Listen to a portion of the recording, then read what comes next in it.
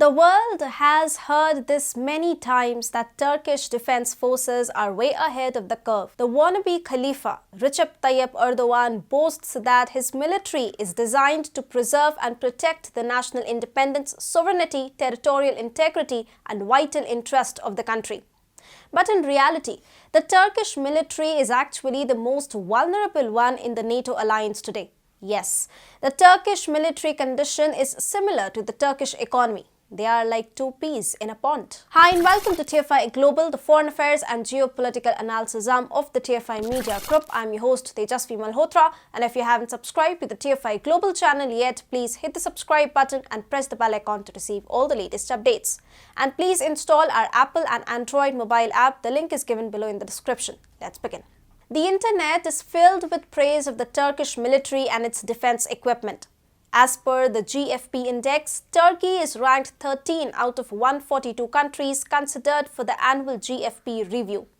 When it comes to numbers, the Turkish military is indeed larger than many European nations. With 5,70,000 active duty soldiers and 4,29,000 reserves, the Turkish armed forces are larger than the combined forces of France and Germany. Turkey has the 8th largest number of active troops in the world and the 2nd largest standing force in NATO after the United States. This all makes Erdogan in a perfect position to be treated as a blue-eyed boy on major geopolitical issues concerning NATO. Turkey also has a bad habit of stirring up trouble by touting its military strength in Syria, Iraq, and even Greece. But don't be mistaken, Erdogan's assertions about his powerful military are a joke. In reality, the Turkish military is a junkyard that has never gone into maintenance, and now it's beyond revival because the Turkish economy is incapable of providing any substantial repair. You see, in every geopolitical issue, military strength has been a reason for Turkey's arrogance. Turkey openly boasts that its say in several geopolitical issues related to NATO is justified given the fact that it has the 2nd largest army in the NATO alliance and has been a member for more than 70 years. It is a fact that Turkey outnumbers the combined forces of France and Germany, but Turkish military strength is in reality quite feeble.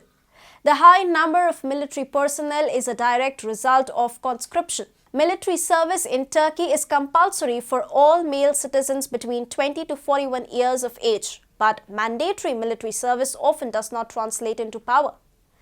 Turkey has hardly made any progress in terms of manufacturing or boasting its military capabilities. Except for Bankrupt drones, the majority of the equipment and weaponry used by the Turkish armed forces are of US origin. Germany, Israel, England, France, and Russia have also supplied Turkey with various defense equipment and weaponry. If Turkey engages in a full-blown war, the Turkish armed forces would meet the fate of Iraq, which had the 5th largest army in the world but yet collapsed after a ground war of just 100 hours during the Kuwait War. Turkey is repeating the same error that Iraq committed, counting predominantly on its unprofessional military conscripts. In such circumstances, it is preferable for any country to actually begin investing in the military sector. Turkey, however, could not do that because the Turkish economic situation is in tatters. Erdogan has turned his own nation into an economic pariah. If Erdogan wants to increase the Turkish military strength, he has to start investing, but sadly, his pockets are empty. A few days ago, Turkey stressed that it would build a hyper-war military by investing $20 billion every year. But how exactly? Even Google has no answers. Very soon, Turkey may even stop to stand on NATO's commitment to spend at least 2% of its gross domestic product on the defense budget because it's heading to total bankruptcy. Turkey's economic problems continue to go from bad to worse as the foreign trade deficit has reached a monthly average of $8 billion this year. Moreover, Turkish inflation has reached an enormous rate of 78.6%, which is one of the highest in the world. There will be a financial crisis, but there won't be a bailout because Turkish debt is much bigger than Ankara admits.